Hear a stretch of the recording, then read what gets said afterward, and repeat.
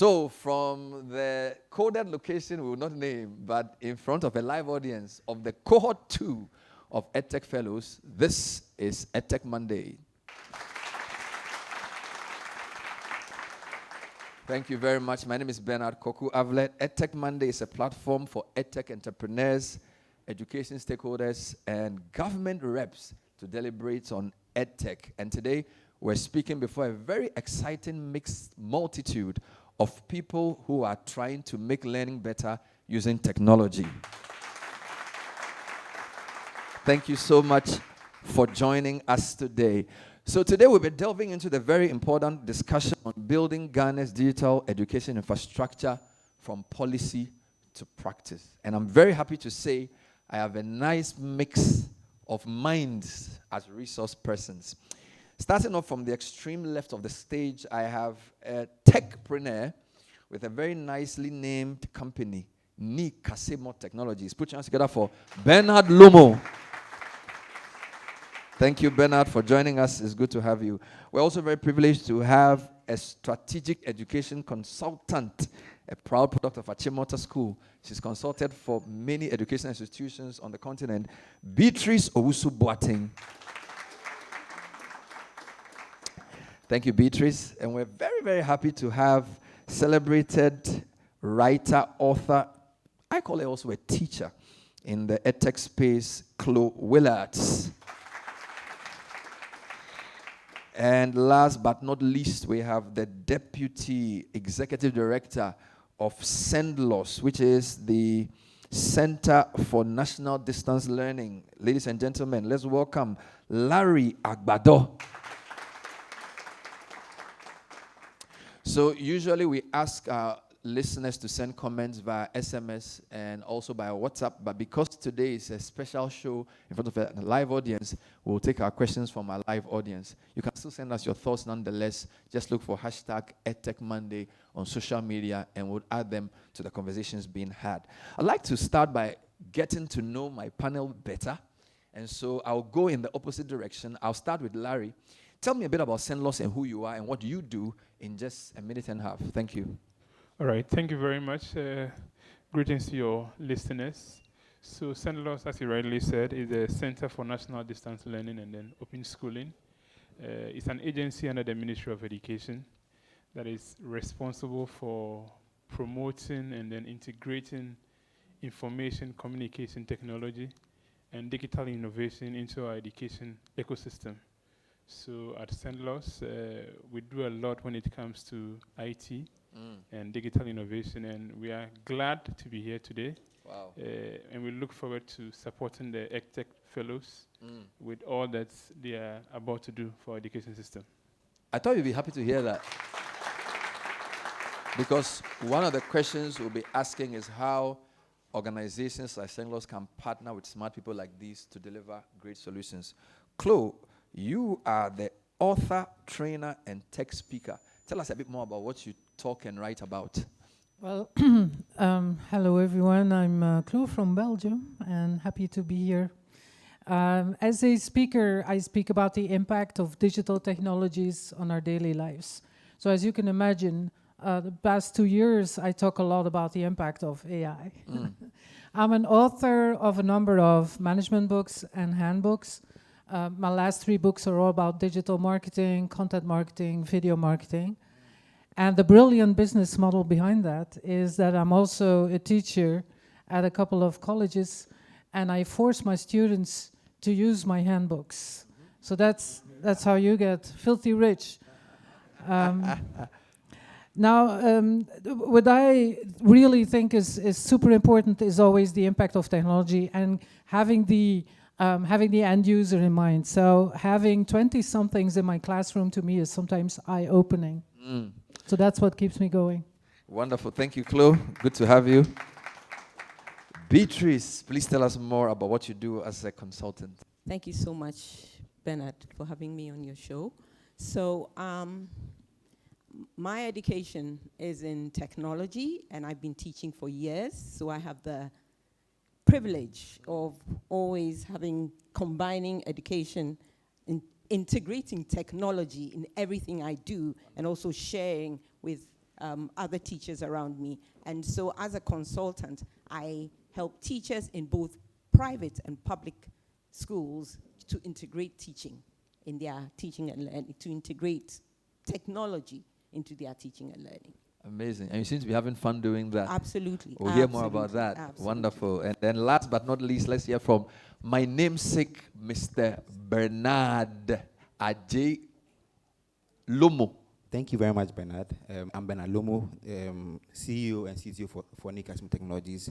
And what we do is that we build hardware, software, and then learning content for basic schools. For us, we began EdTech like a very long time ago, and then fast forward, we are to basic schools. We are helping them to integrate EdTech with content, software, and the hardware. So that's a little about me. Wonderful. Let's announce that for the panel. So I have many questions, but very limited time. So what I'm going to do is I'm going to do like 4 rounds of questions. And I call the first round the foundational round, where I'm just trying to establish basic things about EdTech in Ghana, policy, infrastructure, so we're on the same page, so we can do this journey together. So I'm going to ask Mr. Agbador to talk to me a bit about the state of play when it comes to Ghana's ICT education policy, right? Where are we? Do you have a policy? Is it functional? Are we happy with it? Should we change it? You know, lay that foundation for me, Mr. Agbador, which, by the way, in Avle could mean apata. So Christmas hat. So if you forget his name, Larry, just think of your Christmas apata. Mr. Agbador, you have the floor. Thank you very much, Bernard. All right, this is actually a good time to talk about Ghana's ICT policy in education, because as we speak, just a few days ago, we had the ministry lead a validation session on the EdTech strategy. And I think there's work currently ongoing also on the ICT in education policy. They are seeing how best they can finalize the 2 documents for its full rollout and then implementation. But while we wait on the launch and then full implementation of it, in the past years, a lot has been happening with regarding these documents, especially with the ICT in education policy you mentioned. And CENDLOS has been at the forefront leading this project that has been happening regarding our ICT in education policy. We're also doing a lot when it comes to supporting learners in rural areas, where we have rolled out a project called iBox. Now, so with this iBox, learners across the country, and I think we currently have about 239 that have been deployed across the country, where it's also stocked with learning materials. So learners across the country, and I must say, just a few days ago, I was in Tamale at St. Charles Senior High School. And then I heard a teacher who had been transferred from Sanduma Senior High School giving a story about how at Sanduma Senior High School, the iBox was helping his learners to actually catch up so fast. You know, anything that has to do with education technology serves as a motivation to learners. We visited some schools recently around Kobenya, and teachers were saying that, look, when they come to school in the morning and then they start teaching, you see learners being dubbed, but immediately you ask them to get to the ICT lab.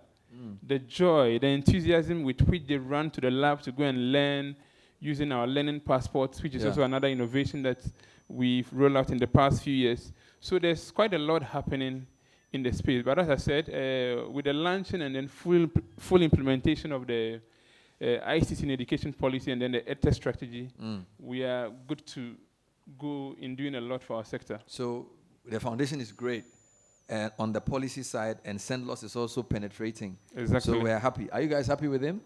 Okay, wonderful. Now, still on foundations, Chloe, I'm a parent, and sometimes I'm not sure I am digitally literate enough to cope with the demands of my kids when it has to do with homework. So how important is digital literacy for A, teachers, for B, students, and C, for parents? And talk a bit about how to build an ecosystem around that, Chloe. Yeah, imagine also being a teacher. Sometimes I feel more like ICT desk support for my students because there's so many systems that are not integrated and built one top of the other, and then there's a special Microsoft login, oh my God, or the Wi-Fi is flaky. So sometimes the infrastructure is as simple as getting online or not. And how I try to make sense of it when dreaming up the ideal EdTech solution is to begin with the end in mind. Who is the end user? That's a child, that's a student. And we always develop things imagining our end user being on a laptop, but maybe a laptop is not the best way to learn. It's clunky, it's very, very fragile, it needs a cable, it needs stable Wi-Fi. What I see any child between 9 and 29, I'm 55, so to me 29 is a child. They're practically glued to their smartphone. Yeah. And that smartphone is not the latest iPhone. Usually it's like a hand-me-down smartphone with a cracked screen, and they have limited airtime. And your competitor for your educational platform and your educational content is TikTok. Right? So try to be more entertaining than TikTok. That's hard. So I kind of like, there are solutions to that. If you look at Duolingo, how playful they try to learn you a new language and how the little owl is guilt-tripping you when it looks all sad if you haven't practiced your French for a couple of days. Maybe that's how we should look at infrastructure. What does it look like in the hands of a student?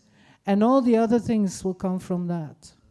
I think that's really good. So you're saying, let's start from the end. Think about the end before you. It's like, don't be a hammer looking for a nail, right?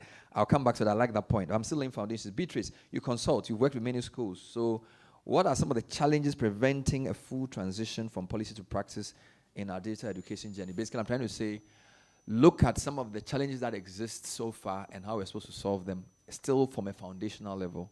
Beatrice. So I would first, look at even just the basics. Right. So come back to the word foundation. So I'm looking at basic traditional infrastructure. I want us to consider that rural-urban digital divide. There's still a gap there. And basic infrastructure like classrooms, reliable electricity. So if we are looking at challenges for transition, these are basic things. We're still looking at cost, which is quite high for data. And I'm happy to hear that they are looking at zero, helping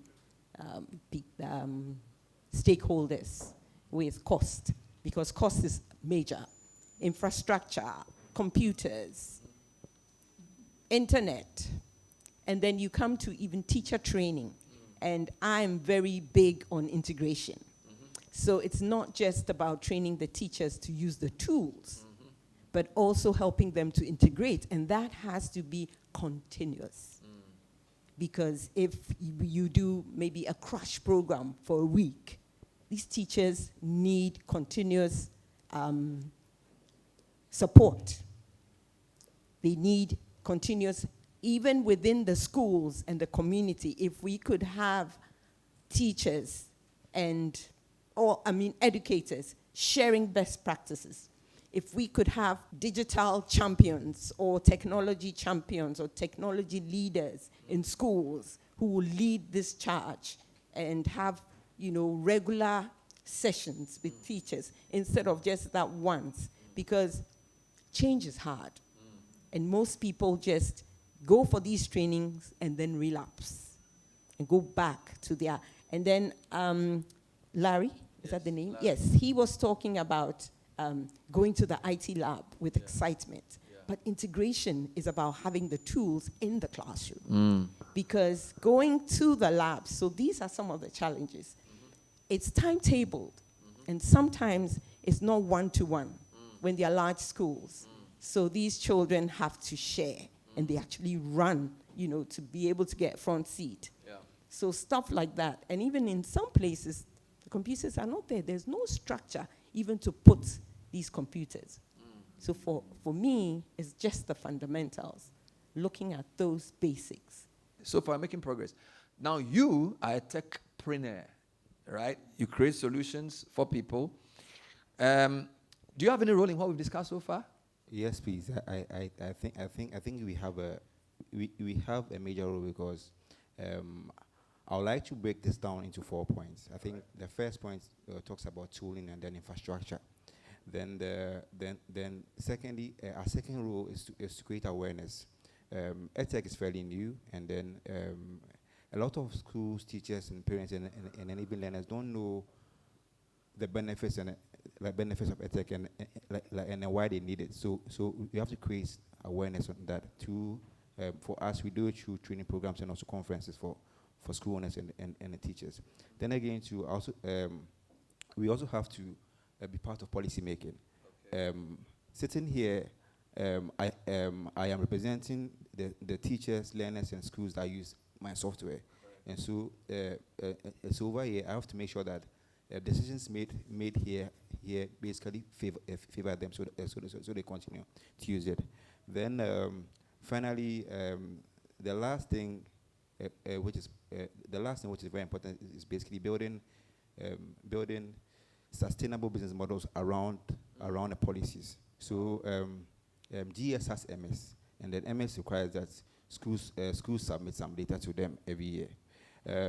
I work with schools, and then something that can be done in one day, it takes them almost like the whole academic year. And sometimes they have to threaten them that if they don't do it, they wouldn't allow their works to write the BC before they do it. But if GS requires, let's say, EdTech firm to build systems that can easily integrate with theirs, they can get the data in real time without necessarily having to go through the schools. Then secondly, also as well, lesson notes. I think that teachers hate writing lesson notes, but then right now GES allows them to submit lesson notes digitally, but there are no platforms that allow them to do that. We believe that teachers will pay, let's say, 10 cedis like a term to generate lesson notes, and so as like we can combine things like AI and the NACA's curriculum to help them to generate lesson notes that aligns with the curriculum, so that they can focus more time on teaching, because teachers spend about 8 hours to prepare lesson notes, especially if they are subject teachers. Then when it comes to tooling and then infrastructure, so another story. So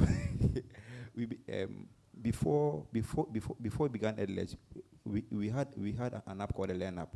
Basically, we wanted to gamify learning. So learners that use the app, we give them rewards, we give them, they get points. It was very fun. But the thing is that if you go to your school and then you want them to use the software, the app, they're like, I have challenges collecting school fees. I am not able to generate reports on time. Like bills are not ready. So this isn't like my solution. So we went back, developed EdLedge, and then over the past 14 months, we have about 40 to 45 schools on our platform, and with about 20,000 learners. That means that we have addressed the problem, and then they are really enjoying. Then the last thing comes to devices. I think that devices are very expensive. So what we are doing is that we are allowing. We have two programs. We have a one-child program, but it's in two phases. You either pay to own or pay to use. And so if you pay to use, you can use it in your classroom without any by paying a small fee, and then paying to own. You pay to own a device. Meantime, I think that not now, but then in time, because right now devices are very cheap. Right now, you can get a good tablet at 1,000 cedis. 4 years ago, even if you have 4,000 cedis, you may not be able to purchase one. So we think that in time, this will be solved. So So I endeavor all of us to look at from the 4 points: tools and infrastructure, creating awareness, policy formulation, also building business models that are sustainable with the policies as well. No, I think this is fantastic. I like it. Thank you. So this is EdTech Monday. Today we're coming to you, I won't say live, but we're in front of an audience of the second cohort of EdTech fellows ready to take on the world. They look very happy, but they're not applauding. And EdTech Mondays are on CTFM on the last Mondays of each month, and it's brought to you by the MasterCard Foundation, with support from the Meltwater Entrepreneurial School of Technology. And we've just done one round of questions. If you just tuned in, I have 4 very interesting guests. I call them BBC, which is Bernard, Beatrice, Chloe, and Larry. And we're discussing how to build Ghana's digital infrastructure from policy to practice. So we're going into implementation stuff. We have great policies. The biggest gap is not the gap between heaven and earth. It's the gap between knowledge and action. That's what somebody said. Everybody knows, but few people do. So we have the policy. How do we implement? Now, Chloe, I'm coming back to you now. You're from Belgium, and now you're in Ghana. Do you live here, or you just visit here? I'm just visiting, but I decided to stay a couple of weeks longer to explore the country. Okay. Give me an example of a model, a successful model or a framework that you think, based on the little knowledge you have about Ghana, that Ghana can use to guide the implementation of our EdTech policy in a way that will make it impactful. A fellow tech speaker who is originally from Hong Kong invented the C2C model, and I kind of liked it from his point of view. He was talking about copy to China. So it doesn't matter what technology is being invented anywhere. Eventually, it will be copied by the Chinese, then mass-produced, and then sold cheaper to us, right? I think we should copy that. Okay. Sometimes it's better to look at something that works elsewhere, or models that were created by UNICEF or by educational institutions anywhere else in the world. And then when you see it works there, why reinvent the wheel, right? So what I like to do, for example, if you're looking at educational content, which I produce a lot of, one of the handbooks that I'm going to use in my class next year is, I'm not going to mention the publisher, because they force me to go online to read the book in the digital version. What if I'm not online? They say, okay, but we have a specific app for that. No, I do not want to. Why? Because I made a joke about selling handbooks, right? I know full well that there are PDFs circulating between the students, and I'm completely fine with that. So why reinvent the wheel? Maybe a YouTube video is fine. Maybe a PDF is fine. If that makes it easier to distribute learning materials, why not use these already existing platforms? And I'm on the teacher side now, right? Why reinvent software to teach? Just keep it simple. So you're saying, make sure the content is quality, but make it accessible, available, and affordable. Don't try to create some, in Ghana, hundios system and say they should come and use. And yeah. So basically, depend on what they're already using. But we talk about a sustainable business model, because I'm sure they are thinking, how do I make money? All right. So in the examples you give, how do you solve the money question? Well, it's if you look at Khan Academy, that's actually a good example. A lot of their learning material is out while in the open, right? It's on YouTube. A lot of it is on YouTube. But when you look at the foundation behind it, they actually have several layers of services, and the school can become a Khan Academy. The certified, for example, they charge for teacher trainings, and they come up with an AI companion. Have you heard of it? It's called Kanmigo. They launched it about a year ago, I think. An AI companion for the child. that helps the child by the AI gives like personalized exercises for that child so that it can catch up with class before the next class is there. And then the parents get a progress report. So what Khan Academy does, they charge the parents $4 to $5 a month per child. And as a parent, I would be willing to pay that to know whether my child is doing their homework or not. Yeah, I don't want to do the homework with the child. I don't have time for that. I hear you. So you're saying make the basics free, make it accessible, and then let value-added services take care of the money. Exactly. What you shouldn't forget, though, is that a lot of you give me two good examples, Duolingo and Khan Academy.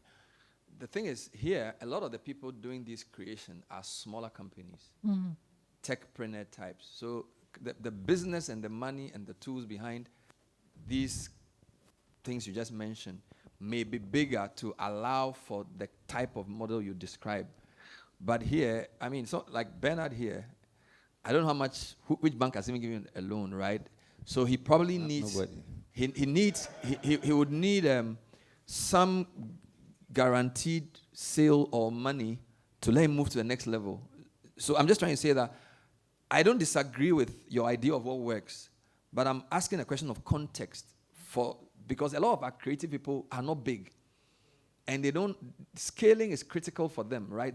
They need to prove the concept at a little stage, get a few people to agree to pay for it, and then as they get bigger, they open up. Am I correct? Exactly. So anybody on the panel can comment on this. So whilst we agree that the model should be availability, accessibility, affordability in a sustainable way, how does that really work in our context of most of our creatives being startup types? I think that's the question for this round. And I don't have the answer.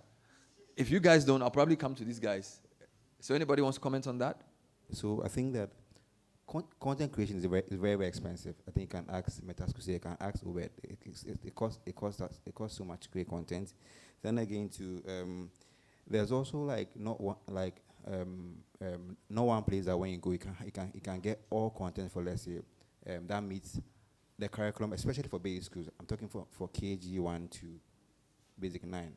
I think for high school they have something, but for basic schools you don't like that. Then again, there is content. It doesn't meet our curriculum demands. So we arrange I think in strands, sub-strands, content standards, lessons, and then indicators, and then exemplars. So the learning content has to be structured in that way. Let's say Khan Academy will create mass, but then it wouldn't follow in how we deliver our content. So we need like such solutions. But we all can create the content, because if you want to create content for like mass, I think we have about 27 subjects from KG1 to basic 9. If you are creating that one, you need about $1 billion to do that. But what we are doing is that we are creating something called the Content API. The Content API will give all edtech companies access to content, things like explainer videos, quizzes, flashcards, lesson notes, and then I'll say it's free. If you overuse them, maybe you have to pay some, but it's basically free. Then again, it is also arranged like how we teach them to the substance. So in that way, they only have to spend a lot of money to let's create content. They have to just build a business. Once they have the demand for it, our content can power them, and then later on they'll pay us some money for usage. So that's how we are addressing that challenge. Thanks for sharing. Before I come to Larry, Beatrice, I just want to take your thoughts, because I know you also have worked around. What are your thoughts around how do we create, or what can we learn from global best practice to make it applicable to our context as I've just described? Okay, I'm thinking about leveraging on what works or what is working, because that could be the first point. And then yesterday we had a very interesting submission here where somebody was talking about alumni being willing to help, to support. And I think partnerships are very critical in this kind of thing. And communities, because we are a people who are very communal. Yep. And so particularly in the rural communities, how can we use our communities and engage our communities?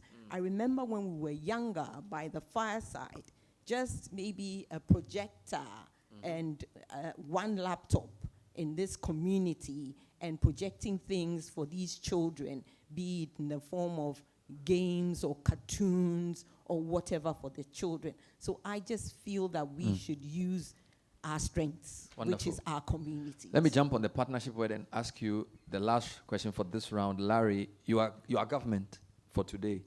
Is there space for partnerships with development partners and also private sector? I heard Bernard talk about content development. It may interest you to know that we have the platform to help most of these startups to develop content. But these startups are not aware of that. Okay. So the platform is there. They should just approach CENDLOS. No, just mention it here. Because there are some listening too. Good. So we are urging the startups to approach CENDLOS. We have Channel MOE. Channel MOE. That can even help these startups to put across what they are doing, which will help them scale up. So it's like a TV station. A TV station. Okay. And during the COVID, such platforms helped a lot in doing distance learning. Correct. Teaching learners at home. I think yesterday I was having a conversation with Chloe, and then she was telling me how in a particular country during the COVID era, they had to push teaching and learning on TV.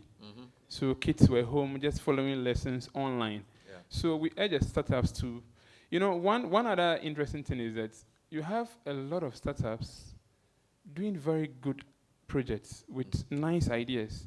But sometimes they need that central body to coordinate them. Correct. To coordinate them. This person is doing this person is doing this. And sometimes you see that they are almost having a similar idea. So if they're able to come together, sit with CENDLOS, we'll be able to coordinate them properly and then give them that platform where they can scale up. Now, coming to the issue of partnerships. Yes. In fact, partnership is very essential when it comes to this whole EdTech ecosystem. And I must admit that we've actually enjoyed a lot of partnerships that is helping improve our learning outcomes. For instance, the MasterCard Foundation, through TTEL, has been able to support Ghana Education Service, the Ghana Society for Education Technology, GSET, the National Teaching Council, and then CENDLOS, to undertake digital literacy training for teachers. Wonderful. When COVID came in, one of the gaps we had was that most of our teachers didn't have that knowledge of undertaking online teaching. So MasterCard Foundation came in to support all these agencies to roll out training for our teachers. Wow. And I think so far we've been able to train about 35,000 teachers, which is a very huge one. The numbers keep going up, and I'm sure by the close of this month to next month, we'll have more. Aside that, we've also had UNESCO also supporting us with projects like Learning Passports. UNICEF also is there with Minecraft, the iBoxes, and the rest. So we are actually enjoying a lot of partnerships when it comes to helping with education technology in our sector. But that doesn't mean that we don't want more. We certainly want more, even from other government agencies and then partners. For instance, GIFEC, the Ghana Investment Fund, has also been helping CENDLOS with some computers, and then these iBoxes also, they came in to support us with a lot of logistics in developing the iBoxes. So we have more, but we are still asking for more as Oliver Twist to help scale up our EdTech space. Wonderful. Let's ask for Larry. So can we say that CENDLOS is that body within government that connects the efforts of our EdTechpreneurs? Are you that group? Are you that body? The mandated body. You are the mandated body. Yeah. So do you guys agree? You know that this is the guy? All right, but how many of you are going to at least try the MOE TV to see what's there? At least you're going to give it a try. Because I think it's important that beyond simply saying we are there, there should be an organic platform where they can actually meet you. Because I've summarized 4 power words from the panel so far. Those are my 4. I don't know about you. There are 4 panelists. The first power word I've heard today, of course, is infrastructure, right? And I think Beatrice spoke about that. Rural, urban divide, phones, and everything else. Chloe also made a point about that. So that's my first word, infrastructure. Second word is also an I, integration. Integration is critical. So we don't want to work in silos, you know. So if you cannot coordinate, you integrate. If you cannot integrate, you coordinate. So integration is very crucial. Third big word I've heard is partnerships, which you've said. He also made that point. The last one is not a word, it's more like a sentence, sustainable business model. Because at the end of the day, it has to pay the bills in a way, right? So the government does not compete with the private people too much. You create a platform, you regulate, but you allow these creative guys, because in most sectors, the innovation is supported by government, but they are the guys who sort of drive it with their ideas. Make sense? All right. Now, I want to sort of take a few comments, if I may, before I come to my last round, because I feel like we're going too much. So even though I have questions for you, I think it would be important for the audience to know the kinds of people we have in this room, what they do, why we decided to even do this before them, and then if they have a contribution or a question, I'll be very, very happy to take it. So can you get a mic? I'll start with the gentleman at the back. So you tell us your name and your organization, and then you just, as the British say, just crack on with your question or your comment. Don't forget, this is a recorded edition of EdTech Monday coming to you in front of the second cohort of EdTech Fellows at a hidden location. Go ahead, sir. Thank you very much for the insightful conversation. My name is Michael Opare from Jesse AI. We are empowering teachers and students to improve their learning outcomes. Mine is a comment. I've heard a lot about we approaching the bodies. I just want to ask, is there ever a situation where the bodies will also seek us out? Because we are in this room because the platform has been created. But when we all go back to our offices, does CENDLOS have actively pursue maybe EdTech entrepreneurs or find people who are doing things like and say, we think you are doing something great, come let us empower you. Not always we approaching. It becomes a bit tiring if that is the situation. Thank you. All right, thank you very much. That's a very nice observation there.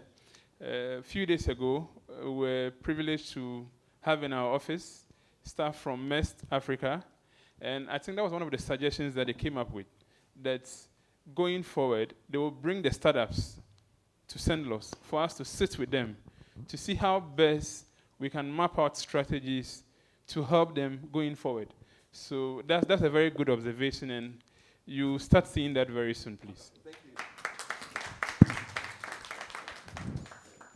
Thank you very much. My name is Prince Boateng from STEM Aid Africa. We are focused on making STEM learning toolkit that is easily accessible, affordable to every young African child on the continent. That's a great conversation so far. I have a question and a submission. So the first question, the CENDLOS guy was talking about, Larry was talking about access, and also we should always reach out. I want to find out, he mentioned about some strategies that is being made together with the other funding agencies to ensure that we have a properly way of coordinating and integrating our solution into your systems. We would need to get more follow-ups on those things and how we, in the startup ecosystem, can be engaged to be able to ensure that our solutions are also integration and also helping us in terms of accreditation and certification with the agencies that are mandated to certify the content that we are making for the educational systems in the country. So that's the statement. Yes. So let's go to the question. All right. So my question also goes indirectly to the way we are also looking at the sustainability models of these EdTech solutions. Majority of the time, when you look at the EdTech systems, most people would look at it in a way that it's more like a social enterprise or an NGO trying to provide services in the educational setting. So every concern or any activity you are receiving, people perceive that this is how it's supposed to be. You mentioned about sustainable models. How do we create a sustainable model that can also help the startups to scale, even though you are trying to reach the underserved. You need enough capital to be able to reach those people. Three things that are happening: limited access to internet connectivity, which you mentioned, inadequate infrastructure, and a lack of qualified teacher education to properly deliver STEM in the classroom. How do we make sure we are addressing this and still becoming sustainable and reach all other audiences in the country? Wonderful question. I'll let the panel take note of that. I'll take a couple more to optimize the time. Yes. All right, thank you. I'm Belinda Bukari from Special Education Division, and my question goes to Larry, CENDLOS. Yes, you mentioned the digitization of content. And may I ask how teachers with special needs have been taken care of? How they will be able to access this content online? And again, on digital literacy training, teachers who are handling learners with special needs, both at the basic and integrated senior high school, need specialized training. So may I ask when it will get to our attention? So to make it nice, I'll let Larry answer that directly. Your question, I think I would allow some other panel members to address sustainable model, then I'll take more. So Larry, please address Belinda's question. Thank you very much. I will take this as an interagency question. So she's from GS. Oh, okay. Yeah. One government to another. So yes, with that also, I think we've enjoyed good partnership once again from MasterCard Foundation. I personally witnessed this few months ago when MasterCard Foundation, through TETL, identified teachers in senior high schools who are having problem with sight. Yes, visually impaired teachers. And they provided laptops for all teachers in senior high schools in Ghana. And those laptops, in fact, I was part of that training. They took them to Adjei-Aku, North Village at Abankro, and had a 1-week training for them where they downloaded materials, these audiovisual materials on the laptop for them. So in fact, your department is fully catered for, fully and well catered for. Probably there's more to be done for them, but I think in the meantime, there's something being done. Thank you. There was a question from Prince about people perceiving them as NGOs, even though they are social enterprises who solve a social problem but make money. It's like there are too many gaps that make it impossible for them to do it in a sustainable way. So he wants help. I don't know whether Beatrice, Chloe, or Bernard would attempt. Bernard, you are making money, so you can help. Even the shoe you are wearing clearly tells me that you are not broke. So help your friend, Prince, with some views, ideas. Thank you very much. Prince is my brother, so we need government to mandate certain things. So, for example, let's say Prince does, let's say, STEM and robotics. So, government has to say that we need all schools to have a compulsory, let's say robotics lesson on their curriculum, and so this gives Prince business access to all schools that have that. And over the past few years, they have built a very, very good business. They have a very, very nice robotics kit. So schools will now approach Prince because he now has a solution. So your point is that government policy is the starting point. Yes. For that. Yes. That's your point. No problem. Anybody else want to add something on the panel on that point? Or I take the next round of questions. All right, wonderful. Let me move to the next round of questions. Yes. So this is mention your name. My name is Precious, and I'm with Maximianza Foundation.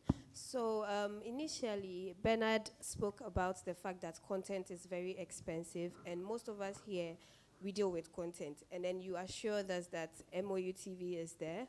My question is, how easily accessible is it to we, the EdTech organizations? And is it free? So that's a good question. We'll take another one. So Precious, still on that line.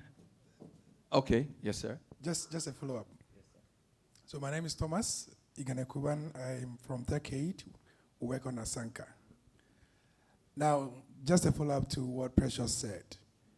You have access to a lot of content, not just for the MOU TV. The Ghana Learning videos sit in your domain. I have a platform that can easily make these videos accessible to students in the hinterlands. Offline. Offline. What is the procedure to get access to those content for free and share with those in the hinterlands to enjoy this rich content? This is like NSMQ question. the precision of the question, you can't escape. The Lord be with you. I think we should just answer those two so we don't lose our train of thought. But I don't want this to be a press conference for him, but it's also good that you are interacting, so let's go. Yeah, so Tech Aid, or Sanka, right? I think they've actually been doing a lot with CENDLOS. Just to combine the two questions, our doors are always open. You can visit CENDLOS office at any time, and we are ready to help. In fact, a few weeks ago, ChannelOne announced on the website of CENDLOS, asking for anyone with a proposal on content to submit it. We'll review it. If it meets our benchmark, why not? We have recording studios that can give you the platform to develop a lot of content. And we are a government agency. We are there for the people, for you. So please come. But he was asking for the procedure. You're saying they should come. Yeah. You see, the thing about saying people should come is that it creates this dark thing of who do I meet there. If you said, this is the procedure, www.cendlos.com, submission of proposal, 3 steps, so pay 2 Ghana cedis. Then you get me? So that everybody knows that. But if you say come, I can say the day we are not there. All right? And that's number 2. Yeah. Some of what you're doing is a bit like what Chloe said. It's almost like we are CENDLOS, we have MOE TV. Most people may not be watching MOE TV. Most people may not be on the... So are you taking advantage of where people are? All right? Because most of these guys may be watching a different station, or they may be on a different social media portal. So I feel like you need to also find a way of reaching. I think the first question I asked Michael, right? It seems to me you're saying, you just look for us. But you also need to go onto platforms where they already are. All right? Yeah. Because MOE TV may not be that popular, even though it has great content. That's true. Because it's not everybody who wants to wake up and watch MOE TV. You know, they want to watch Brain Dead telenovela just to stress. I mean, why would I go home after work and put on MOE TV? I mean, why? Not because it's a bad thing. My point is, you may also need to be more flexible. So I don't know if you can just comment. So we have an active website, www.cendlos.gov.gh. So when you go there, you have information on how you can get access to most of our platforms and how you can get access to the opportunities you are looking out for. Another way is what we are doing now, having the opportunity to meet the startups here. And as I said earlier also, with the assistance of MEST, very soon we'll have a direct engagement with most of these startups. Right. And even invite some who are not even here to see how best we can engage them and then provide them with the needed support that they need. All right. Let me take the last round of questions, and then we'll try and wrap this up. This is still EdTech Monday, coming to you from a coded location. Yes, Director, I'll come to you, sir. Dr. Isaac Munawaro, Acting Deputy Director General in charge of Quality and Access. Okay. The current Minister of Education is encouraging the agencies to collaborate. And so when you begin to do the discussions, you can see if you operate in a silos, you can't do anything, even as agencies. And so I agree that we should be able to reach out. Every time that you come with an important innovation, we can ask, what do you expect us to do? And luckily, it was in the pyramid here. Because whatever you do, we can't sit and let you go. Sometimes the delay are to secure the system. Okay. It is not intended to disregard or undermine what we are doing. Bernard, you can imagine, even with the scrutiny, when it comes to recruitment, people can be doing it outside the norm. Yeah. When somebody says, I have this idea, I want to go and give it to your children, you cannot just be happy and allow the person to go. By the time you say Jack, there will be a lot of poisoning. And so sometimes the streamlining doesn't mean that for quality control. Yes, it's quality control. Correct. And so when we want to bring you together, it is very likely that we also need support. Mm-hmm. So when you hear TTEL, when you hear MasterCard Foundation, when you hear other supporting agencies that stay by the ministry, mm-hmm. it is because calling you involves so much. So there's collaboration there. So I want to plead with our startups that sometimes when you think that CENDLOS can call you, it comes with some costs, and that will need support. But through collaboration, we can always come in. Thank you, Dr. Thank you Adjei-Aku. Thank you very much. So, coming to a quick close. So what I'm going to do, I'm going to give each panel member the chance to comment as we close. Now, Bernard, I start with you because you're answering a direct question. And then I'll come to Beatrice. Then I'll come to Chloe. And I'll end with the roof, Mr. Agbador. So, Bernard, you answer his question and you give your closing comments in a minute and a half. Okay, so for us, we have been creating content for the past 3 years, so we have a lot of content as well. And then on the question whether it's free, so we have a free model, but if you have a lot of numbers, it also means that you're also making money. So you also have to share your money with us. It's simple. Yes. So my closing remarks, I think that EdTech is here to stay, and then we have to give all our support to it.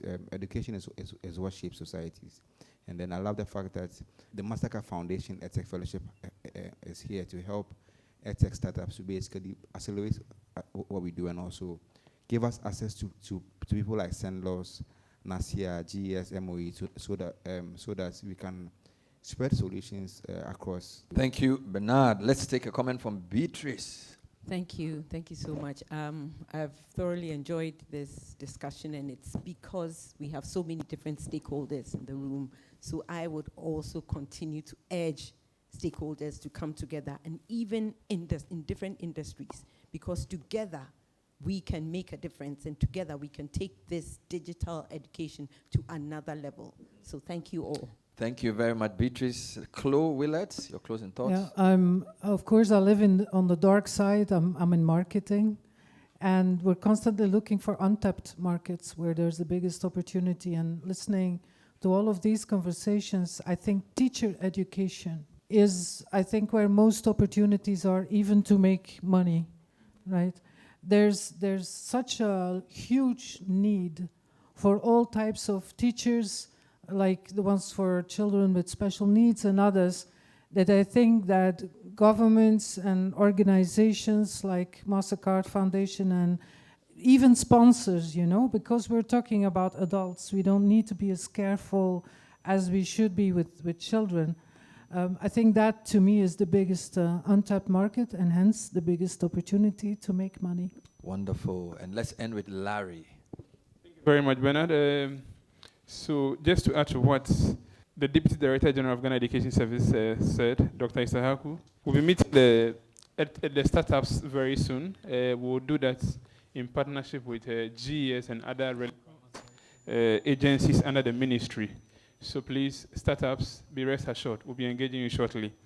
To my final remarks, I think very soon the EdTech strategy and then the ICT in education policy will be finalized and then roll out with support of the Ministry of Education.